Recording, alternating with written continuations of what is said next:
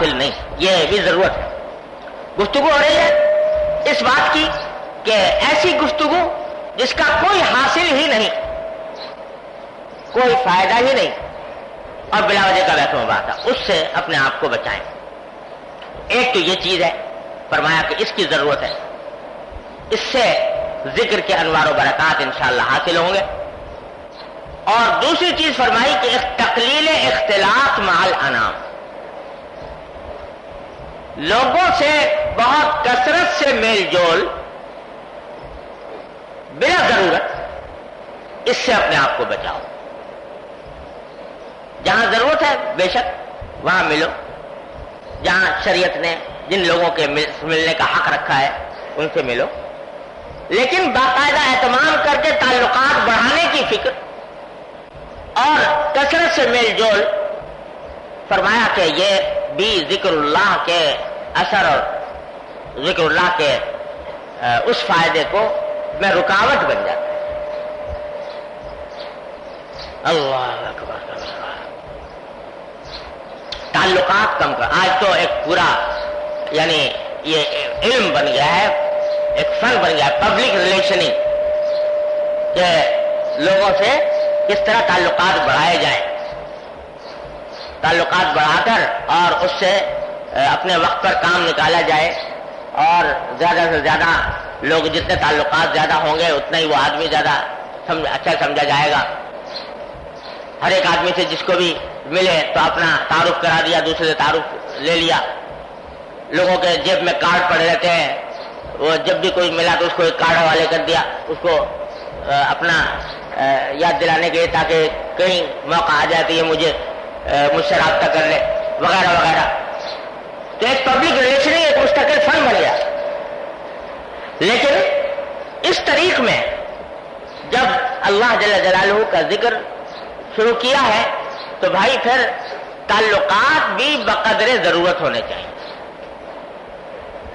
ہاں، دین کی خاطر، دین کی تبلیغ کی خاطر، دین کی دعوت کی خاطر آپ جائیں اور جا کر کسی کو دین کا پیغام پہنچائیں، یہ تو ظاہر ایک فریضہ ہے۔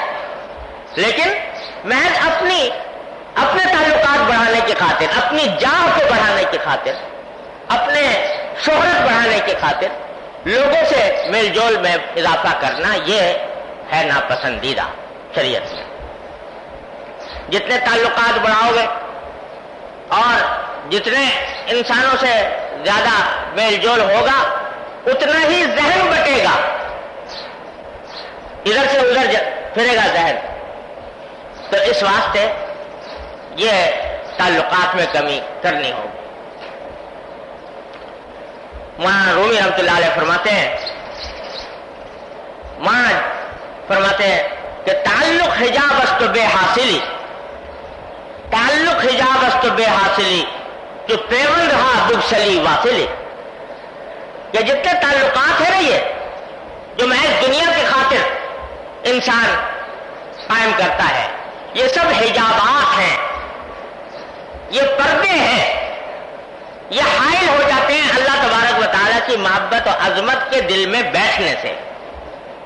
تعلق حجاب است بے حاصلی، اور فائدہ کچھ ہے نہیں ان کا، جو پیوند ہا بگسلی واصلی، جب ان تعلقات کو تم ختم کر دو گے اور کم سے کم تعلقات ہوں گے تو بس تمہارا رشتہ اللہ جل جلالہ سے جڑ جائے گا، جو پیوند ہا بگسلی واصلی۔ لہذا تعلقات بس بقدر ضرورت رکھو، اور جو شریعت نے جن کے حقوق عائد کیے ہیں، والدین ہیں، بہن بھائی ہیں، بیوی بچے ہیں، اور جو عزیز و قریب اعزا اقربا ہیں، اور جو اپنے پڑوسی ہیں، ان کے جو حقوق ہیں وہ ادا کرتے رہو۔ لیکن یہ سارے حقوق ادا کرو اللہ کے حقوق سمجھ کر، اللہ کے عائد کیے ہوئے حقوق سمجھ کر۔ اپنی دنیا داری کی خاطر زیادہ تعلقات میں اضافہ نہ کرو، اس کو حتی امکان کم کرنے کی کوشش کرو۔ تو ملنا جلنا کم کرنا، تقلیل اختلاط مع الانام۔ تو حضرت فرماتے ہیں یہ دو کام اگر ساتھ ساتھ ہوں گے ذکر کے ساتھ، کہ ذکر کا ایک وقت مقرر کیا ہوا ہے اللہ تبارک و تعالیٰ کے لیے کا، اس میں ذکر کرتے ہو، اور جو میں نے عرض کی تھی ادعیہ معصورہ وغیرہ ان کا اہتمام کرتے ہو، اور گفتگو کم ہے، تعلقات بھی کم ہیں، تو اس کے نتیجے میں اس ذکر کا یہ فائدہ انشاءاللہ مرتب ہوگا کہ اللہ جل جلالہ کی محبت و عظمت دل میں سرایت کرے گی، اور ہم وقت اللہ تبارک و تعالیٰ کا دھیان اور اس کے سامنے جواب دہی کی فکر انسان کے اوپر طاری ہوگی، جو اس کا اصل فائدہ ہے۔ اللہ تعالیٰ ہم سب کو عطا فرما دے اپنی رحمت سے۔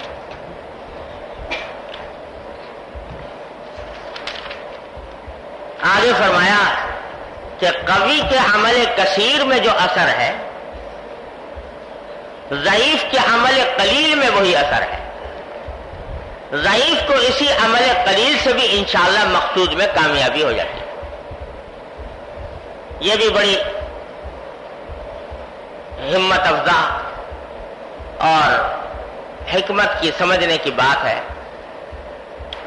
ہم جب بزرگوں کے حالات پڑھتے ہیں اور اس میں یہ پڑھتے ہیں کہ دیکھو فلاں بزرگ تھے، وہ ساری رات اللہ جل جلالہ کی عبادت کرتے تھے۔ امام ابو حنیفہ رحمۃ اللہ علیہ کے بارے میں روایات میں آتا ہے کہ ایک مرتبہ کہیں تشریف لے جا رہے تھے، تہجد تو پڑھا کرتے تھے، تو ایک مرتبہ کہیں تشریف لے جا رہے تھے، کسی بڑھیا نے ہی کہہ دیا دوسری بڑھیا سے کہ یہ وہ شخص ہیں کہ جو عشاء کے وضو سے فجر کی نماز پڑھتے ہیں، عشاء میں وضو کرتے ہیں اور اسی وضو سے فجر پڑھتے ہیں، مطلب ساری رات جاگتے ہیں اللہ تعالیٰ کی عبادت میں۔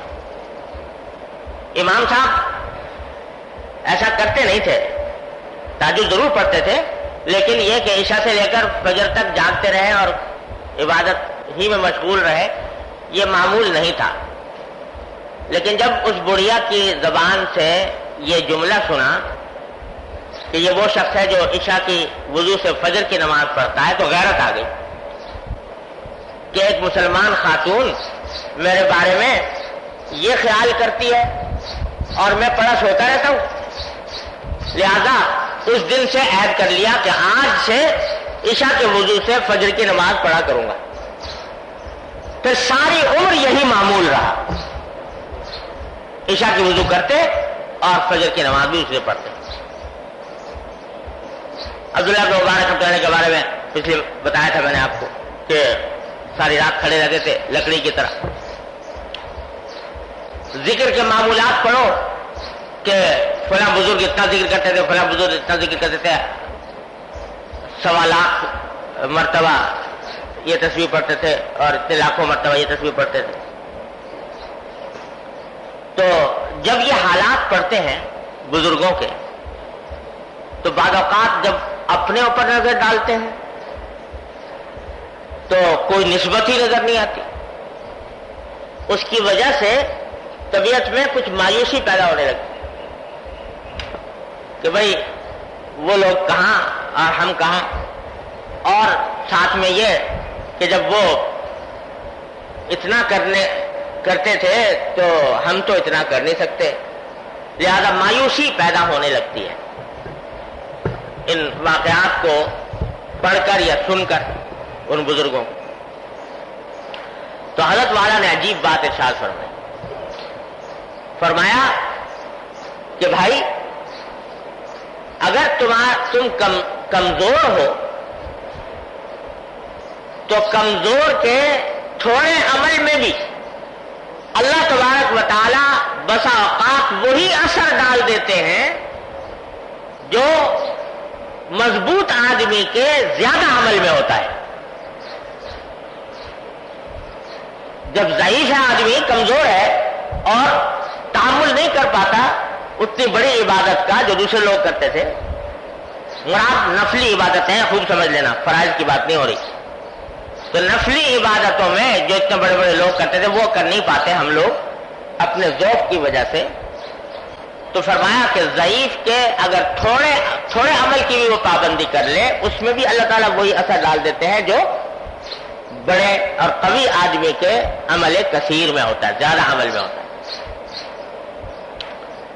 آپ کو بار بار سنایا تھا عبداللہ بن مبارک رحمۃ اللہ علیہ کا کہ پڑوسی کا واقعہ کہ کسی نے ان کو خواب میں دیکھا تھا، تو انہوں نے پوچھا کہ آپ کے ساتھ اللہ تعالیٰ نے کیا معاملہ کیا، تو انہوں نے فرمایا کہ اللہ نے مجھے بہت نوازا، لیکن میرے پڑوس میں ایک لوہار رہتا تھا، اللہ تعالیٰ نے اس کو جو درجہ دیا اس درجے کو میں نہ پہنچ سکا۔ بیوی سے پوچھا، لوہار کی بیوی سے، کہ یہ آپ کا شوہر کیا خاص عمل کرتا تھا، تو انہوں نے کہا کہ کوئی خاص عمل تو مجھے یاد نہیں، البتہ اتنا تھا کہ جب حی علی الصلاح حی علی الفلاح کی آواز کان میں آتی تھی تو اگر ہتھوڑا سر سے اوپر اٹھایا ہوا ہے لوہے پر مارنے کے لیے تو اتنا گوارا نہیں کرتا تھا کہ وہ ایک ضرب اور مار دے لوہے پر، وہی پیچھے پھینک دیا کرتا تھا۔ اور ساتھ میں رات کو یہ کہا کرتا تھا مجھ سے کہ بی بی دیکھو میرے پڑوس میں اتنے بڑے بزرگ رہتے ہیں، ساری رات اللہ کی عبادت میں کھڑے رہتے ہیں، لکڑی کی طرح حرکت نہیں ہوتی، اللہ نے ان کو فراغت دی ہے تو یہ اتنی عبادت کرتے ہیں، اگر ہمیں بھی فراغت نصیب ہو جائے تو ہم بھی کچھ عبادت کر لیا کریں۔ یہ ساتھ میں یہ حسرت بھی کیا کرتا، اللہ تعالیٰ نے اللہ مبارک تک پہنچا دیا، شاید اس سے بھی آگے بڑھا دیا، تھوڑا سا عمل لیکن اللہ کے ہاں اس کا اجر و ثواب زیادہ ہو گیا۔ تو حضرت فرماتے ہیں کہ ضعیف کے عمل قلیل میں بھی اللہ تبارک و تعالی وہی اثر پیدا فرما دیتے ہیں جو قوی کے عمل کثیر میں ہوتا ہے، زیادہ عمل میں ہوتا ہے۔ میرے والد ماجد حضرت مولانا مفتی محمد شفیع صاحب قدس اللہ تعالیٰ سرہ، اللہ تعالیٰ ان کے درجات بلند فرمائے، وہ جب حضرت تھانوی رحمۃ اللہ علیہ کی خدمت میں حاضر ہوئے، میرے والد کے میرے دادا حضرت مولانا محمد یاسین صاحب رحمۃ اللہ علیہ، وہ حضرت حکیم الامت مولانا تھانوی رحمۃ اللہ علیہ کے ہم سبق تھے، یعنی حضرت مولانا یاسین صاحب نے مولانا شفیع صاحب تھانوی رحمۃ اللہ نے 7 سبق پڑھے تھے دارالعلوم دیوبند، اور میرے والد فرمایا کرتے تھے کہ میرے دادا کے بارے میں، حضرت مولانا محمد یاسین صاحب کے بارے میں، کہ دارالعلوم دیوبند کے ہم عمر تھے، یعنی جس سال دارالعلوم دیوبند قائم ہوا اسی سال میرے دادا کی ولادت ہوئی تھی، اور اللہ تعالیٰ نے ساری عمر دارالعلوم دیوبند میں لگوائی ان کی کہ وہیں پڑھے وہیں پڑھایا، سب کچھ وہیں کیا۔ حضرت تھانوی رحمۃ اللہ علیہ کے ہم سبق تھے، حضرت گنگوہی رحمۃ اللہ علیہ کے سے بیت تھے بڑے، ان کے جانثار مریدین میں سے تھے، تو حضرت والد صاحب کو لے کر تھانہ بھون پہنچے حضرت مولانا تھانوی کی خدمت بیعت کرانے کے لیے۔ تو جب والد صاحب فرماتے ہیں کہ میں نے حضرت تھانوی رحمۃ اللہ علیہ سے عرض کیا کہ حضرت میں ڈرتے ڈرتے آیا ہوں آپ کی خدمت میں، اس واسطے کہ میں طبعاً بڑا کمزور ہوں اور مجھ سے کچھ زیادہ کام نہیں ہوتا، اوراد و وظائف اور یہ زیادہ نہیں ہوتے، تو ڈرتے ڈرتے آیا ہوں کہ پتہ نہیں جو حضرت جو بات فرمائیں گے اس پر عمل کر سکوں گا یا نہیں کر سکوں گا۔ ڈر لگتا تھا آتے ہوئے، لیکن اس خیال سے آ گیا کہ یہ بات بھی حضرت اس کے سامنے پیش کر دوں گا، تو اس واسطے ڈر ہے کہ پتہ نہیں میں وہ کر سکوں گا یا نہیں۔ تو حضرت نے فرمایا یہ آپ نے کہاں سے سمجھ لیا کہ اللہ کا راستہ طاقتور لوگوں کے لیے ہے، کمزوروں کے لیے نہیں؟ اللہ تبارک و تعالیٰ کا راستہ طاقتور لوگوں ہی کے لیے ہے، کمزوروں کے لیے نہیں ہے۔ یہ تو اللہ کا دین ہے، اور یہ دین جس طرح مضبوط لوگوں کے لیے، طاقتور لوگوں کے لیے، کمزوروں کے لیے بھی ہے۔ ہم آپ کو ایسا طریقہ بتائیں گے کہ جس میں آپ کو زیادہ طاقت خرچ کرنے کی ضرورت ہی نہیں ہوگی۔ حضرت فرماتے ہیں، میرے والد صاحب فرماتے ہیں کہ جب حضرت نے یہ بات فرمائی تو ایسی قلب پر ٹھنڈک پڑ گئی کہ ہم سمجھ رہے تھے کہ بھائی یہ تو بڑا کوئی مشکل کام ہے، مشکل راستہ ہے۔ حضرت نے آسان کر دیا کہ اگر کمزور ہو تو کمزوروں کے لیے بھی راستہ موجود ہے۔ اور پھر فرمایا کہ ہم آپ کو ایسا طریقہ بتا. ہاں دوسرا والد صاحب نے یہ فرمایا تھا کہ حضرت ایک تو میں کمزور ہوں، دوسرا یہ کہ مصروف بہت ہوں. دارالعلوم دیوبند میں پڑھاتے بھی تھے، فتوا کا بھی کام کرتے تھے، اور ایک دن میں والد صاحب فرماتے تھے کہ 18 درس پڑھائے میں نے ایک دن میں. تو درس کی مصروفیت، فتوا کی مصروفیت، یہ ساری مصروفیات تھیں، تو وقت بہت کم ملتا ہے. تو حضرت نے یہ فرمایا تھا کہ راستہ جو ہے ایسا نہیں کہ صرف کمزوروں کے لیے نہ ہو اور مصروف لوگوں کے لیے نہ ہو. ہم آپ کو ایسا راستہ ایسا طریقہ بتائیں گے جس میں وقت بھی زیادہ خرچ نہ ہو اور محنت بھی زیادہ صرف نہ ہو. اور یہ فرمایا کہ آپ کو میں یہ بتاتا ہوں کہ پہلی بات تو یہ کہ گناہوں سے بچنے کا اہتمام کیجیے. گناہوں سے بچنے کا جب اہتمام کرو گے تو گناہوں سے بچنے میں وقت بھی بچے گا. جو وقت تم گناہ میں صرف کرتے وہ بچ گیا کہ نہیں؟ تو مصروف آدمی اگر ہو تو اس کا تقاضا یہ ہے کہ گناہ میں وقت صرف نہ کرو. پہلی بات گناہوں سے بچو، اور گناہوں سے بچنے کے لیے اپنی زبان کو کم استعمال کرو، بقدر ضرورت استعمال کرو، اپنے اعضاء کو صرف ضرورت کے تحت استعمال کرو. اور دوسری بات یہ کہ جہاں تک فضولیات سے بچو. ہاں یہ فرمایا فضولیات سے بچو، فضول مجلسوں سے، فضول کاموں سے. تو فضول کاموں سے بچنے میں بھی کیا ہوگا کہ جسمانی محنت بھی کم خرچ ہوگی، وقت بھی کم خرچ ہوگا. اور جہاں تک ذکر کا تعلق ہے تو جتنا تم سے آسانی سے بن پڑے اپنے نظام اوقات کو مد نظر رکھتے ہوئے تو اتنا معمول صرف بنا لو، اس سے زیادہ کی ضرورت نہیں. اس تھوڑے سے ذکر میں بھی اللہ تبارک و تعالیٰ وہی برکت عطا فرما دیں گے جو قوی آدمی کو زیادہ ذکر میں ملتا ہے.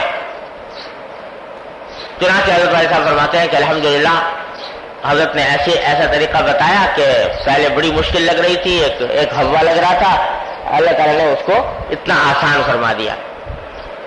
تو اس لیے حضرت فرماتے ہیں کہ ضعیف کے کم عمل میں بھی وہی اثر ہوتا ہے جو قوی کے زیادہ عمل میں ہوتا ہے، بشرطے کہ اخلاص ہو، اللہ تبارک و تعالیٰ کو راضی کرنے کی نیت ہو، اور ساتھ میں اس کے اوپر پابندی ہو.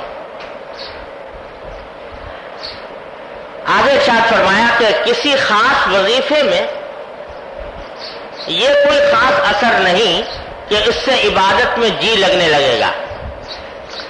اسی طرح اس کی اور کوئی تدبیر بھی نہیں. اسی واسطے محققین کی تعلیم یہ ہے کہ جی لگنے کا نہ قصد کرے نہ انتظار کرے، کام میں لگا رہے، اور جتنی توجہ اور مداومت اختیار میں ہے اس میں کوتاہی نہ کرے. بس اسی پر تمام برکات مرتب ہو جاتے ہیں جو اس وقت سمجھ میں بھی نہیں آ سکتے، ترتب کے بعد نظر آ جائیں گے. بعض لوگ پوچھتے رہتے ہیں کہ عبادت میں دل لگنے کا کوئی وظیفہ بتا دیجئے، کیا پڑھا کریں کہ اس سے عبادت میں دل لگنے لگے. حضرت فرمایا دل لگنے کا کوئی وظیفہ نہیں، کوئی ایسا وظیفہ نہیں جو تمہارا دل لگا دے عبادت میں یا ذکر وغیرہ میں، اور نہ اس کی کوئی اور تدبیر ہے. تدبیر واحد یہ ہے جو حضرت بیان فرماتے ہیں کہ دل لگنے کا انتظار ہی نہ کرو، کام کیے جاؤ تو اس کے نتیجے میں بالآخر اللہ تبارک و تعالی سارے برکات مرتب فرما دیتے ہیں. یا تو آگے چل کر خود دل لگنے لگے گا، یا اگر نہ بھی لگا تو جو مقصود تھا انشاءاللہ وہ حاصل ہوتا چلا جائے گا. لہذا اس کی فکر میں ہی نہ پڑو، اور اس کی فکر میں پڑنے سے نقصان یہ ہوتا ہے کہ جب نہیں حاصل ہو رہا تو اس سے مایوسی پیدا ہوتی ہے اور آدمی چھوڑ بیٹھتا ہے. بلکہ اس سے اپنے آپ کو بچاؤ. بس یہ سمجھو کہ جو کام کر رہا ہوں وہ بذات خود مقصود ہے، لگے دل یا نہ لگے. اللہ تبارک و تعالیٰ اپنے فضل و کرم سے، اپنی رحمت سے ہم سب کو اس پر عمل کی توفیق عطا فرمائے۔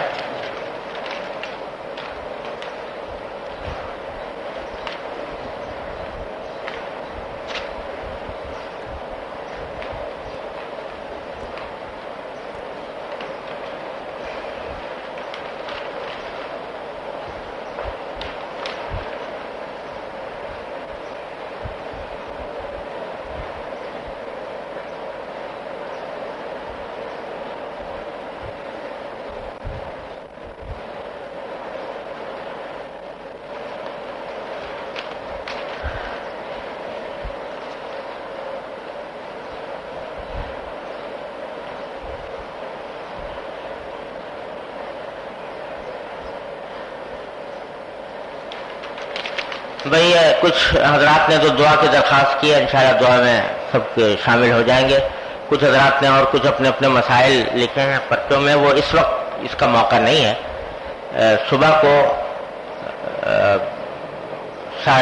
صبح کو کوئی 11 اور 12 کے درمیان مجھے دفتر میں فون کر لیں اور اس پر معلوم کر لیں۔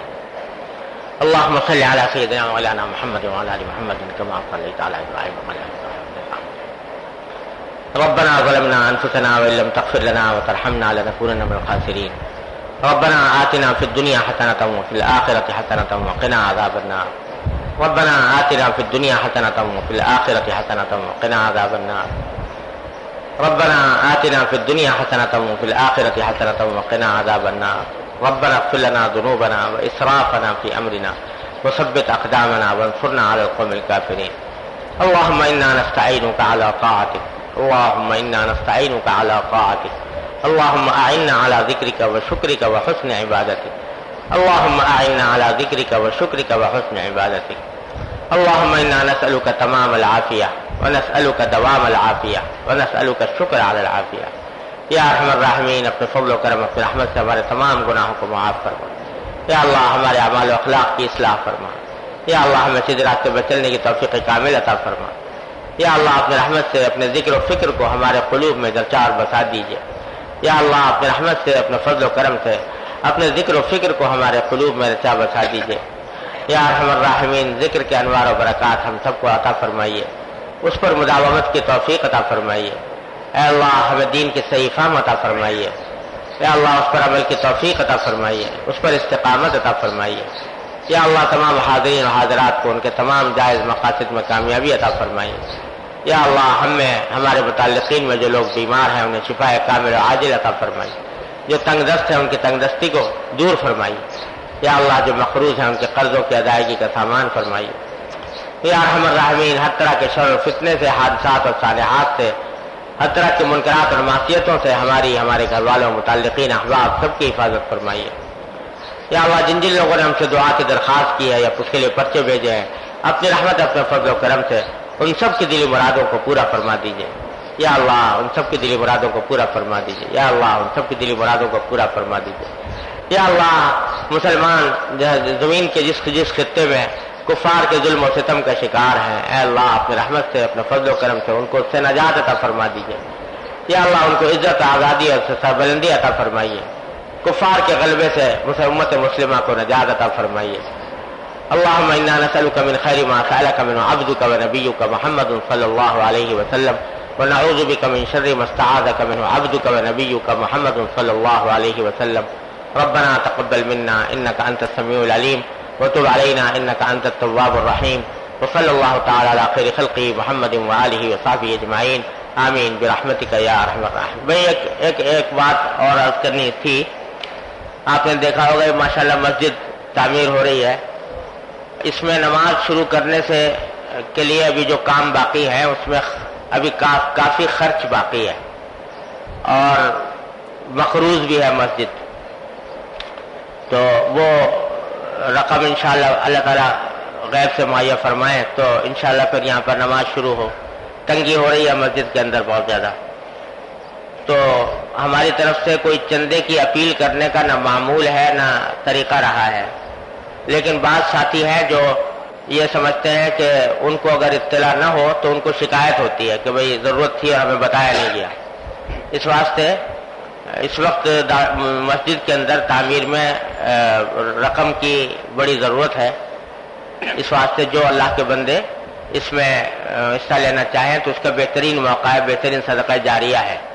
لہذا یہ آپ حضرات کو مطلع کرنے کا مقصد یہ ہے تاکہ علم میں آ جائے کہ یہ ایک بڑا بہترین صدقہ جاریہ ہے جو جس کا موقع اللہ تعالیٰ نے عطا فرمایا ہے. بہت سے ساتھیوں کو اگر پتہ نہ ہو تو بعض اوقات شکایت کرتے ہوئے وقت پر نہیں بتایا، تو اس واسطے یہ اعلان کر رہا ہوں کہ اس میں جتنا بھی جس کے توفیق ہو بڑھ چڑھ کر حصہ لیں تو انشاءاللہ اللہ تعالیٰ کی رحمت سے امید ہے کہ انشاءاللہ بڑا اجر و ثواب کا ذریعہ ہوگا.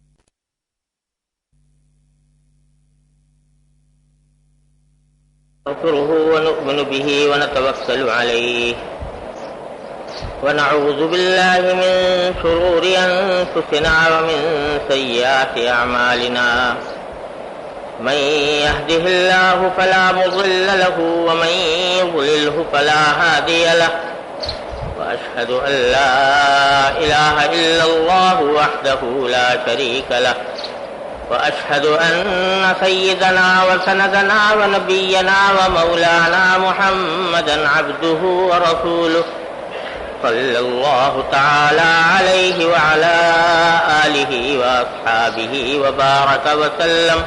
وبارك وسلم تسليما كثيرا أما بعد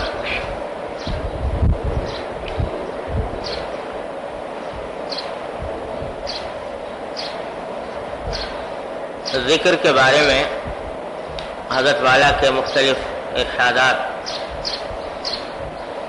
کا بیان چل رہا ہے.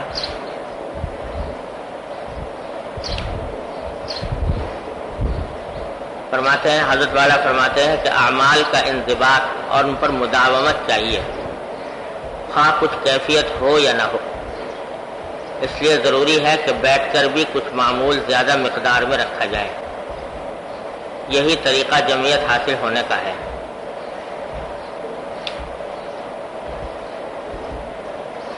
یہ جو عام شکایت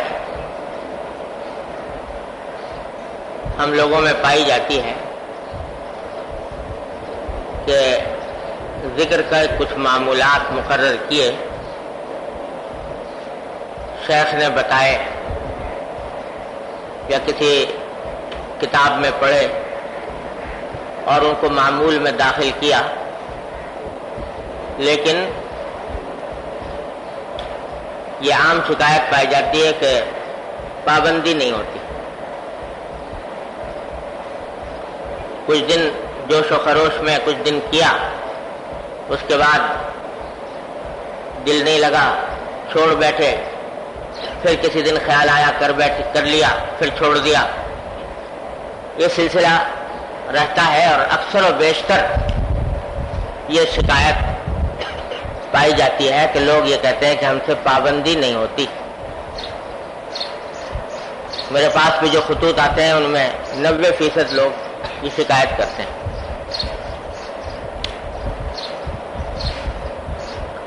اور اس کی ایک وجہ یہ بیان کرتے ہیں کہ دل نہیں لگتا ذکر میں. تو حضرت نے یہاں 2 باتیں فرمائی ہیں،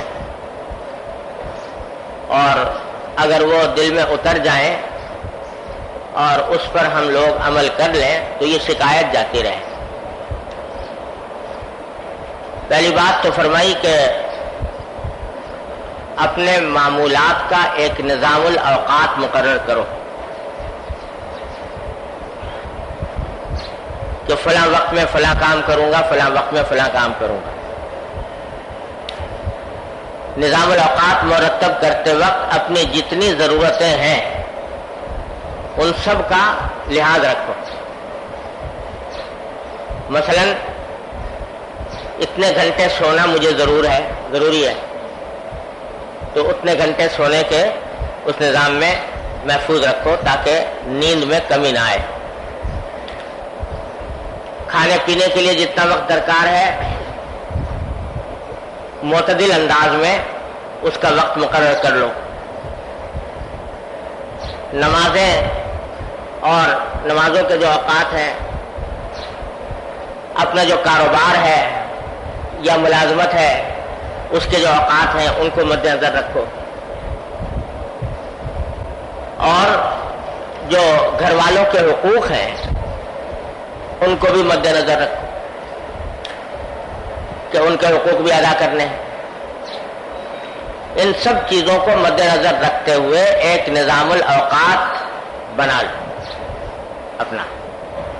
ہمارے حضرت والا حضرت ڈاکٹر صاحب صلی اللہ تعالیٰ سے رہو حضرت کی یہ بات بار بار نقل فرمایا کرتے تھے کہ جس شخص کا نظام الاوقات نہیں اس کی زندگی کبھی بھی متوازن نہیں ہو سکتی. نظام الاوقات مقرر کرتے وقت اپنی ساری ضرورتوں کو سامنے رکھو اور ان ضرورتوں کے مطابق اپنے کام کرو.